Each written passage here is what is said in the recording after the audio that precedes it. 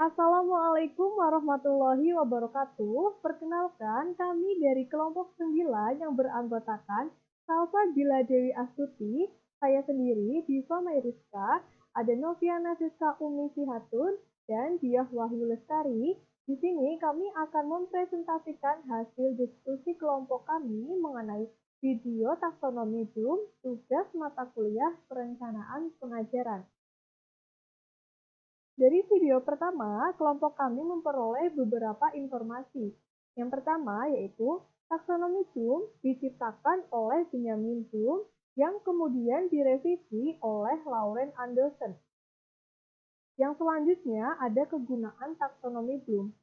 Kegunaannya yaitu untuk membantu pendidik mengembangkan keterampilan berpikir kritis dan kemampuan kognitif tingkat tinggi pada siswa mereka, yang tentunya sebelumnya itu diawali dengan kemampuan yang mendasar terlebih dahulu. Yang selanjutnya ada tujuan taksonomi Bloom. Jadi tujuan dari taksonomi Bloom ini yang berfungsi bagi pendidik yaitu untuk menyediakan kerangka kerja atau organisasi untuk mengklasifikasikan tujuan pelajaran. Guru dapat membangun pelajaran mereka melalui taksonomi Bloom. Yang selanjutnya ada 6 tingkatan taksonomi Bloom. Yang pertama yaitu ada mengingat yang merupakan kemampuan tingkat dasar, yaitu ada menyusun, mendeskripsikan, mengurutkan, menamai, serta menghafal. Tingkatan yang kedua yaitu ada memahami, berisi, menjelaskan, meringkas, memparafrase, dan mendiskusikan. Setelah tingkat memahami, yang ketiga yaitu ada melakukan. Jadi, di tahap melakukan sudah bisa menerapkan, memilih, memodifikasi, menemukan, dan juga menunjukkan. Tingkat yang selanjutnya setelah melakukan yaitu menganalisis. Jadi, dalam menganalisis ini sudah dapat merincikan, menghitung, memodelkan, dan sebagainya. Yang selanjutnya yaitu yang kelima ada tingkat mengevaluasi. Di tingkat evaluasi ini sudah bisa melakukan kritik dan juga melakukan penilaian terhadap sesuatu. Yang selanjutnya yaitu yang terakhir ada membuat. Umumnya itu merencanakan dan juga menghasilkan sesuatu. Nah, dari penjelasan tersebut dapat diambil kesimpulan bahwa taksonomi Bloom digunakan untuk mengembangkan pemikiran kritis pada siswa. Pendidik menggunakan kata kerja deskriptif Bloom untuk menulis tujuan pelajaran yang selaras dengan tingkat taksonomi Bloom yang berbeda. Yang selanjutnya saya akan menjelaskan mengenai materi yang terdapat di dalam video 2. Yang pertama, apa itu taksonomi Bloom? Jadi, taksonomi Bloom merupakan prinsip dasar mengenai tujuan pendidikan yang dapat dibagi menjadi 3 domain. Yang pertama ada ranah kognitif, kemudian ada ranah afektif, dan psikomotor. Kemudian yang pertama ada ranah kognitif. Ranah kognitif ini mencakup perilaku-perilaku yang menekankan aspek intelektual.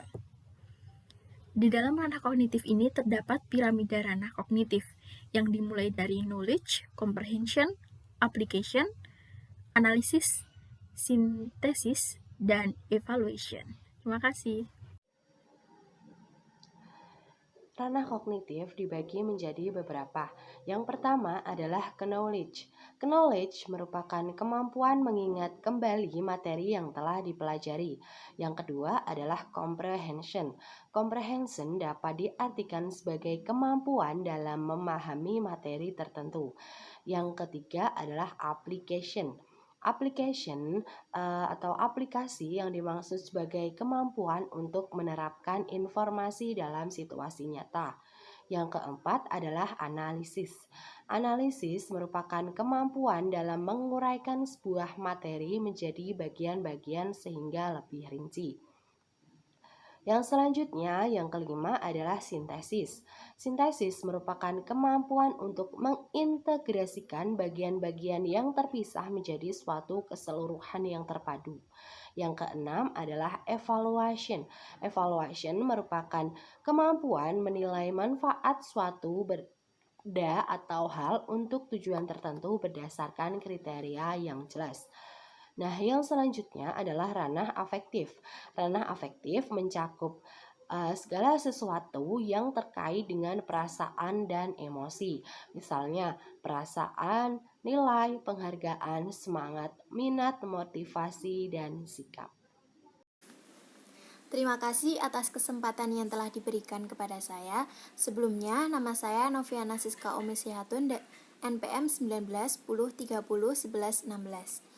Di sini saya akan melanjutkan pembahasan yang telah rekan saya paparkan sebelumnya, yaitu tentang ranah afektif. Ranah afektif dalam taksonomi Bloom mencakup segala sesuatu yang terkait dengan emosi, seperti perasaan, nilai, penghargaan, semangat, minat, motivasi, dan sikap. Dalam ranah afektif ini dibagi menjadi 5 hal. Yang pertama yaitu penerimaan. Penerimaan merupakan kemampuan memperhatikan dan memberikan respon terhadap stimulus yang tepat. Lalu yang kedua yaitu responding. Responding merupakan kemampuan berpartisipasi aktif dalam pembelajaran dan selalu termotivasi untuk segera bereaksi. Yang ketiga yaitu nilai.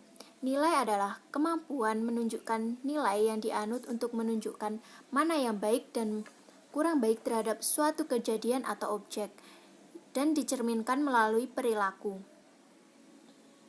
Yang keempat yaitu organisasi.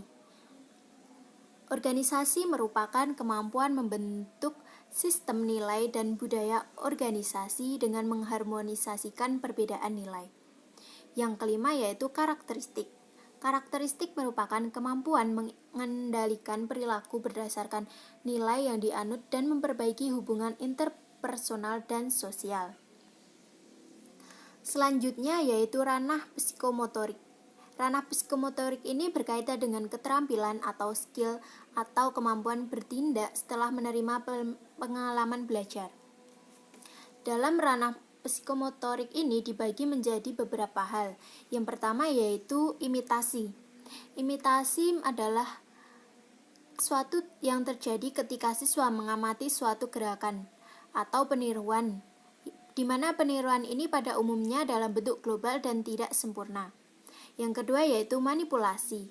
Manipulasi ini pada tingkat siswa menampilkan sesuatu menurut petunjuk-petunjuk, tidak hanya meniru tingkah laku saja. Yang ketiga yaitu presisi, di mana presisi ini merupakan suatu respon yang lebih terkoreksi dan kesalahan-kesalahan yang dibatasi pada tingkat minimum. Yang keempat yaitu artikulasi. Artikulasi ini menekankan koordinasi suatu rangkaian gerakan, membuat urutan yang tepat dan mencapai yang diharapkan. Yang kelima yaitu naturalisasi.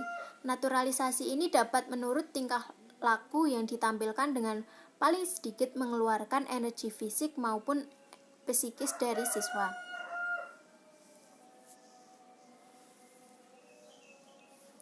Sekian presentasi dari kelompok kami. Apabila ada kesalahan tindak tutur kata dari kami, mohon maaf. Wassalamualaikum warahmatullahi wabarakatuh.